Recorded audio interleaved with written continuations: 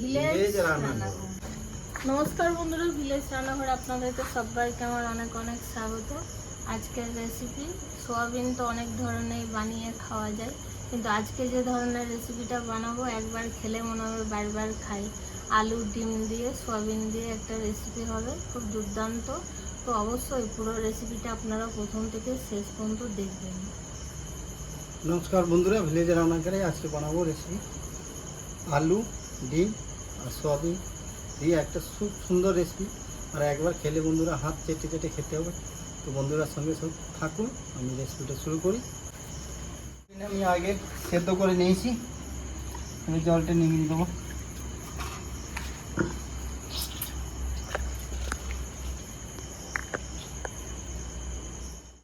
সোয়াবিনের লবণ দিয়ে দেবো হাফ চামচের মতো, হলুদ গুঁড়ো আর রেড চিলি পাউডার,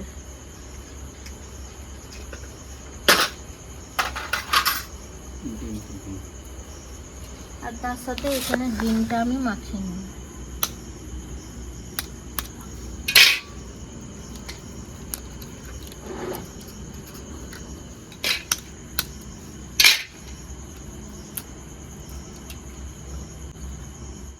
এখন আমি দুটো ডিম দিয়ে ভালো করে মাখিয়ে নেব, পরে যদি লাগে তখন আবার দেওয়া যাবে। বন্ধুরা উনুনটা আমার ধরে গেছে, এবার কড়াইতে চাপিয়ে দেবো। দিয়ে দেবো সরষের তেল,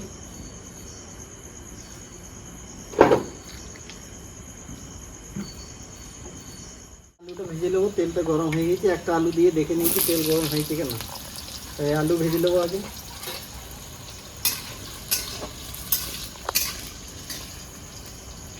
বন্ধুরা আলুতে একটু লবণ দেবো,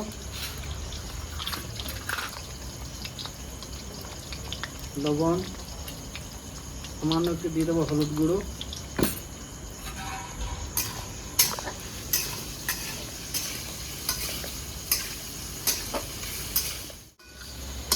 তো বন্ধুরা আলুটা আমার ভাজা হয়ে গেছে, এবার তুলে নেবো।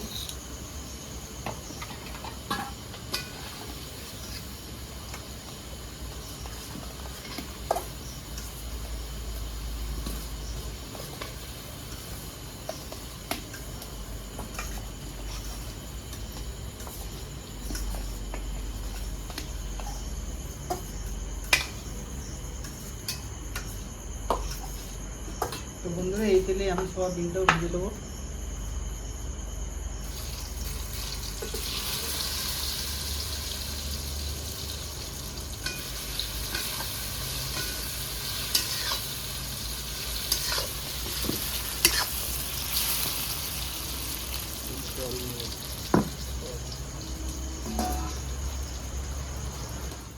তো বন্ধুরা সয়াবিনটাও আমার ভাজা হয়ে গেছে, এবার তুলে নেবো।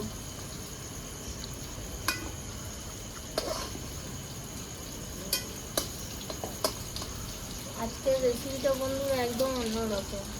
আমরা তো সোয়াবিন খেয়ে খেয়ে একঘেয়ে লাগে, তো এই রেসিপিটা একবার বানিয়ে দেখবেন, দারুণ লাগবে খেতে। মাছ মাছ খেতেও ভালো লাগে। হ্যাঁ,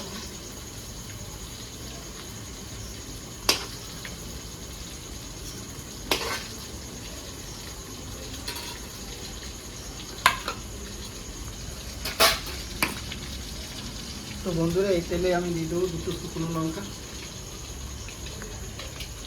দু টুকরো দালচিনি, আর দিয়ে দেবো গোটা জিরে।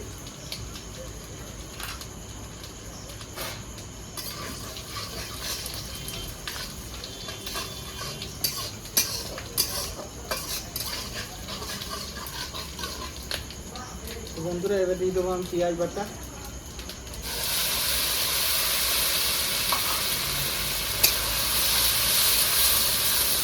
পেঁয়াজটা আমি 2 মিনিট ভেজে নিয়েছি, এবার দিয়ে দেবো আদা রসুন কাঁচা লঙ্কা পেস্ট 2 চামচ। রেখে নিয়েছি, আদা রসুন ভাজা হয়ে গেছে, এবার দিয়ে দেবো পরিমাণে মতো লবণ, হাফ চামচ হলুদ গুঁড়ো, 1 চামচ ধনে গুঁড়ো, 1 চামচই দেবো জিরে গুঁড়ো, আর কালারের জন্য 1 চামচ রেড চিলি পাউডার।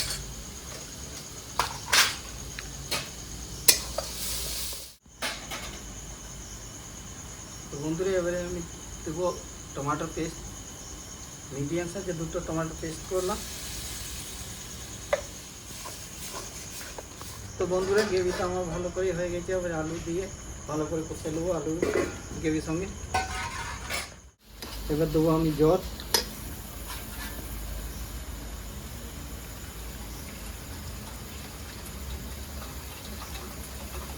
বেশি জল দেবো দরকার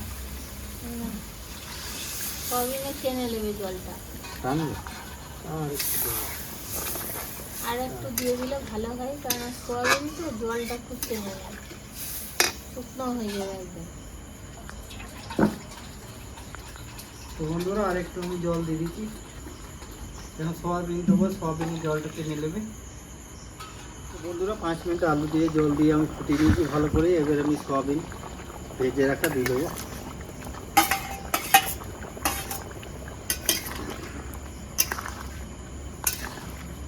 রান্না আমার হয়ে গেছে, এবার নামাবো।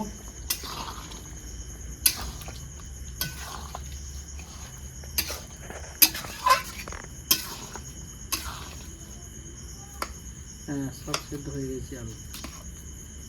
ভাত আছে। তো বন্ধুরা এবার আমি নামিয়ে রেখে দেবো।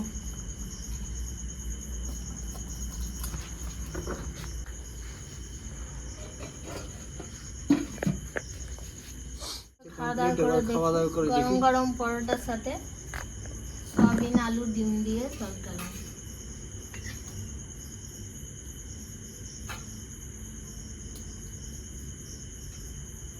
এটা ভাতের সাথে খেলেও হেভি লাগবে না, দারুণ লাগবে। তো বন্ধুরা এই তরকারিটা আমি ধাক্কা দিয়ে দিচ্ছি, নাহলে কম পড়ে যাবে। এই মাংস মতো সেন্ট করছি।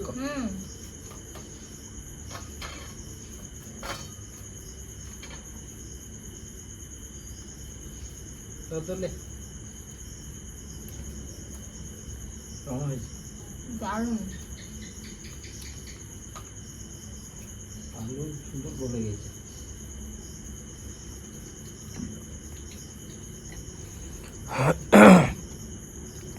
আর টেস্ট হয়েছে দারুণ। বলো। যারা মাছ মাংস খায় না বন্ধুরা, তারা এই রেসিপিটা বানিয়ে খেতে পারেন, খুব ভালো লাগবে। বলি মাংস থেকেও বেশি ভালো লাগছে। দারুণ। আর সোয়াবিনে তো প্রচুর পরিমাণে ভিটামিন আছে। তো বন্ধুরা এত সুন্দর টেস্ট হয়েছে মাছ মাংস তেলে। আমি বলেছিলাম হাত চেটে চেটে খেতে হবে, তো সত্যি হাত এই চেটে ধরনের খেতে। রেসিপিটা খাওয়াবেন, বাড়ির সকলকে দেখবেন চেটে পুটে খেয়ে নেবে। তাই ভিলেজ রান্নাঘর চ্যানেলটিকে ফলো করবেন, সাপোর্ট করবেন, আর সবাইকে দেখার সুযোগ করে দেবেন। আর ইউটিউব থেকে যেসব বন্ধুরা দেখছেন এখনও সাবস্ক্রাইব করেননি, তারা অবশ্যই করে পাশে থাকবেন, বেল ঘন্টির পাশে ক্লিক করবেন আর নোটিফিকেশনটা অন করে রাখবেন, যাতে ভিলেজ রান্নাঘর চ্যানেলটি আপনার কাছে চলে আসে। আপনারা খুব ভালো থাকবেন, সুস্থ থাকবেন, সাবধানে থাকবেন। পরের ভিডিওয় দেখা হবে। তো বন্ধুরা ভিলেজ রান্না করে নতুন নতুন ভালো ভালো রেসিপি দেখার জন্য লাইক শেয়ার সাবস্ক্রাইব করে পাশে থাকবেন।